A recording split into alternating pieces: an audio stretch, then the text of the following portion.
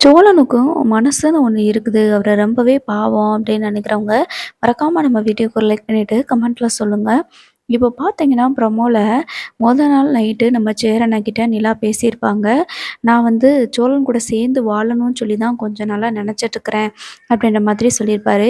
அடுத்து பார்த்தீங்கன்னா, அந்த கோர்ட்டுக்கு போனதுமே வந்து எங்களுக்கு விவாகரத்து வேணும், டிவோர்ஸ் வேணும் அப்படின்னு சொல்லியிருப்பாங்க. ஸோ இதில இருந்து நிலாவோட மனநிலை என்னத்த சொல்றது? அது எந்த நேரம் என்ன பேசுவாங்க அப்படின்னு சொல்லியே தெரியாம, பாவம் நம்ம சோழன் தான் ரொம்பவே குழம்பி போயிருக்கிறாரு. இப்ப கடைசியா முடிச்சு விட்டீங்க போங்க அப்படின்னு சொன்ன மாரி தான், நிலா வந்துட்டு டிவோர்ஸ்க்கு ஓகே சொல்ட்டாங்க. இன்னைக்கு கடைசி அப்படின்றதுனால 2 பேருமே டிவோர்ஸ்க்கு ஓகே சொன்னதுனால, நாங்க வந்துட்டு விவாகரத்து குடுத்துர்றோம் அப்படின்னு சொல்லிட்டு, கோர்ட்ல டிவோர்ஸுமே குடுத்துர்றாங்க. அதுக்கப்புறமா சோழன் வந்து நிலா கிட்ட கேட்குறாங்க, "ஏன் நிலா இப்படி சொன்னீங்க?" அப்படின்ட்டு கேட்குறாங்க. அதுக்கு நிலா இருந்துட்டு, "என்ன சோழன் நான் எப்பயுமே சொல்றது தானே சொன்னேன்" அப்படின்னு சொல்லும்போது, "நைட்டு நீங்க அண்ணன்கிட்ட என்ன சொன்னீங்க?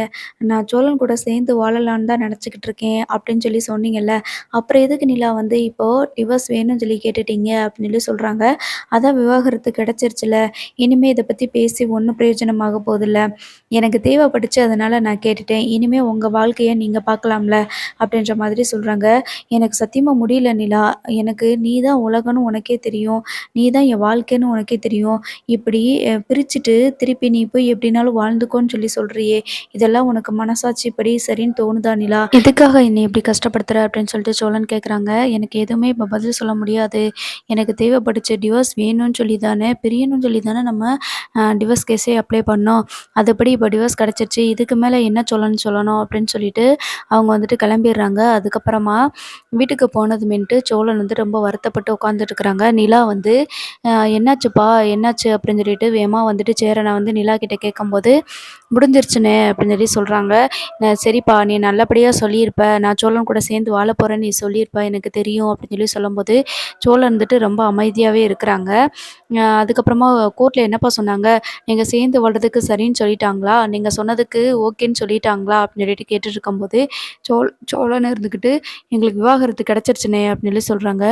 எல்லாருக்குமே வந்துட்டு ரொம்ப அதிர்ச்சி ஆயிருது. எல்லாருமே ஷாக்ல தான் பார்க்குறாங்க. "என்னாச்சு இது?" இப்படின்னு சொல்லிட்டு, "என்னாச்சு சொல்ற? என்னடா சொல்ற? சோளா என்னடா சொல்ற?" அப்படின்ட்டு கேட்குறாங்க. "ஆமாண்ணே, எங்களுக்கு விவாகரத்து கிடைச்சிருச்சு. அந்த மேடத்துக்கு என்ன தேவைப்பட்டுச்சோ, அத அவங்க வாங்கிட்டாங்க.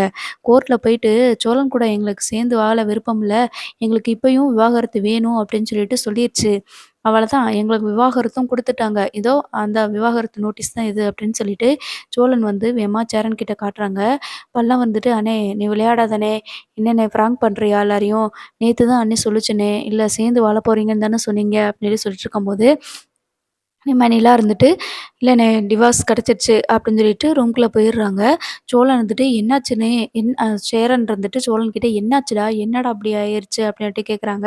அதான் இவன் சொன்னான்ல, "எங்க லவ்வெல்லாம் பிரேக்கப் ஆயிருச்சு. நீ மட்டும் லவ் பண்ணி சந்தோஷமா இருந்துட்டுருக்குற" அப்படின்னு சொல்லிட்டு சொன்னான்ல. "அதனால தான் இப்ப எனக்கும் பிரேக்கப் ஆயிருச்சு. போதுமாடா பாண்டி, இப்ப உனக்கு சந்தோஷமா?" அப்படின்னு சொல்லிட்டு அந்த டிவோர்ஸ் பேப்பர பாண்டியோட மூஞ்சில தூக்கி வீசிட்டு, சோழன் வந்துட்டு அவரோட ரூம்குள்ள போயிட்டு கதவ மூடிக்கிறாரு. "என்னடா இப்படி ஆயிருச்சு? நிலா சோழன் கூட சேர்ந்து வாழுவாங்கன்னு சொல்லிட்டு ரொம்ப நம்பிக்கையா இருந்தேனே! இப்போ இப்படி ஆயிருச்சே!" அப்படின்னு சொல்லிட்டு ரொம்பவே வருத்தப்பட்டு உட்காந்துக்கிட்டு இருக்கிறாங்க. இவங்களுக்கு என்னதான்டா ஆச்சு? அப்படின்னு சொல்லும்போது உடனே பல்லவன் அழுக ஆரம்பிச்சிடுறாங்க. "அவ்வளோதானா? இனிமே நிலா இங்க இருக்க மாட்டாங்களா? இந்த வீட்ட விட்டு போயிருவாங்களா? இத்தன நாளா சோழன் ஒய்ஃபா இங்க இருந்தாங்க. இப்போ சட்டப்படி அவங்க ஹஸ்பண்ட் அண்ட் ஒய்ஃப் கிடையாதுல்ல. அதனால அவங்க பிரிஞ்சுருவாங்களா?" அப்படின்னு சொல்லிட்டு நினைக்கிறாங்க. அப்ப பாண்டி இருந்துட்டு, "டேய் நீ வேற ஏன்டா? கொஞ்சம் பொறுமையா இருடா. என்ன நடந்துச்சுன்னே ஒண்ணுமே தெரியலையே!" அப்படின்னு சொல்லிட்டு யோசிச்சுட்டு இருக்கும்போது, சேரன் இருந்துட்டு, "இவங்க நல்லா தான்டா சந்தோஷமா தான்டா கோர்ட்டுக்கு போனாங்க. போற வழியில எதுவும் இவங்களுக்கு பிரச்சனை வந்திருக்குமோ?" அப்படின்னு சொல்லிட்டு கேட்கும்போது, "அதான் எனக்கும் ஒண்ணுமே புரியலண்ணே. இவங்க போற வழியில எதுவும் பிரச்சனை பண்ணாங்களா என்னன்னு எனக்கு ஒண்ணும் தெரியல." அப்படின்னு சொல்லிட்டு இருக்காங்க. அப்ப நிலா இருந்துட்டு, டிவோர்ஸ் கிடைச்சிருச்சு அப்படின்னு நினைச்சு ரொம்பவே வருத்தப்பட்டு ஃபீல் பண்ணிட்டு இருக்கிறாங்க. ரொம்ப அழுதுட்டு இருக்கிறாங்க. ஆக்சுவலா அவங்க கிட்ட வந்துட்டு நம்ம வானதி தான் வந்து பேசியிருப்பாங்க. நைட்டு நம்ம வெளியில போயிட்டு நம்ம நிலா வந்துட்டு வெளியில போயிட்டு ஒரு வேலை விஷயமா திவ்யாவ பார்த்துட்டு வரணும் அப்படின்னு சொல்லிட்டு வெளியில போறாங்க. போயிட்டு வரும்போது வானதிய பார்க்குறாங்க. வானதியோட அம்மா இருந்துட்டு, வானதி வந்துட்டு கல்யாணம் பண்ணணும்னு சொல்லிட்டு சொல்றா. அவளுக்கும் நாங்க மாப்பிள பார்த்துட்டோம். அடுத்த மாசமே அவளுக்கு கல்யாணம் அப்படின்ற மாதிரி சொல்றாங்க. அதுக்கப்புறமா அவங்க வீட்டுக்கு பெரிய கும்பிடு போட்டாச்சு அப்படின்னு சொல்லிட்டு இருக்கிறாங்க. அப்ப வானதி இருந்துகிட்டு, "ஏம்மா கண்டவங்க கிட்டலாம் பேசிக்கிட்டு இருக்கிற? நீ வாம்மா போவோம்" அப்படின்னு சொல்லிட்டு கூப்பிட்டுட்டு இருக்கும்போது, நிலா இருந்துட்டு வானதி கிட்ட, "நான் சொல்றேன்னு தப்பா நினச்சுக்காதீங்க.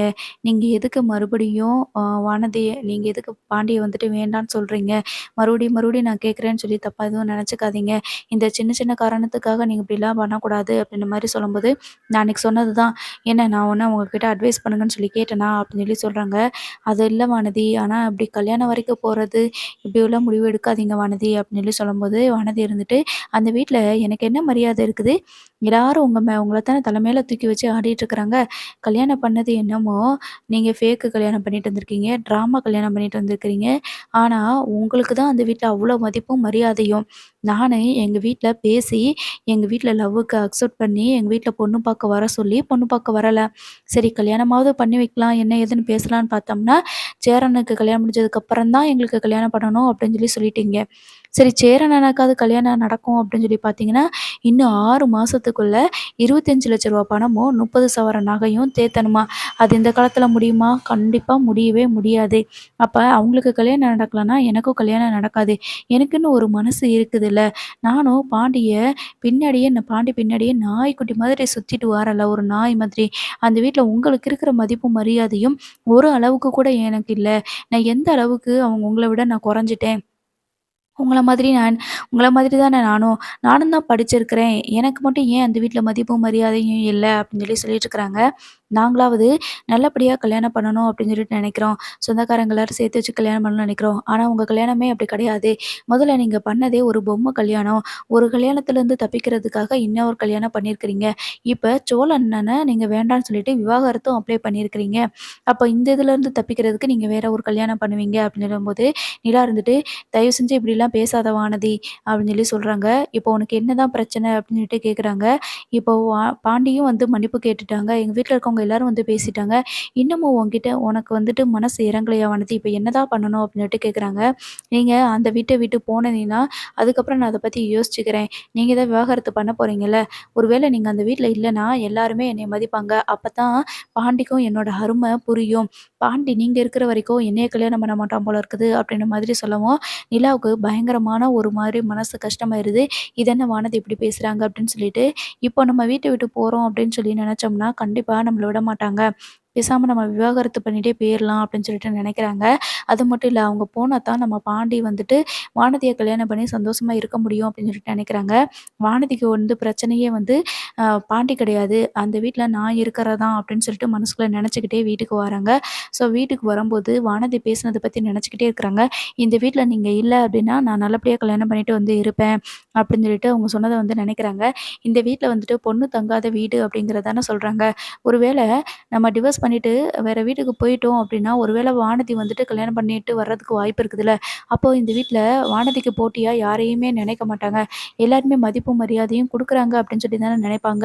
அப்படின்னு சொல்லிட்டு நிலா வந்துட்டு தப்பான ஒரு முடிவு எடுத்துருவாங்க. அதனால தான் என்ன பண்றாங்க அப்படின்னா, மறுநாள் வந்து விவாகரத்துக்கு சரின்னு சொல்லிட்டு சம்மதம் சொல்லிருவாங்க. விவாகரத்தும் வாங்கிருவாங்க. அதுக்கப்புறமா இந்த வீட்டுக்கும் நமக்கும் இப்ப தான் சம்மந்தம் இல்லைல. வீட்ட விட்டு நம்ம போயிருவோம் அப்படின்னு சொல்லிட்டு பிளான் பண்ணுவாங்க.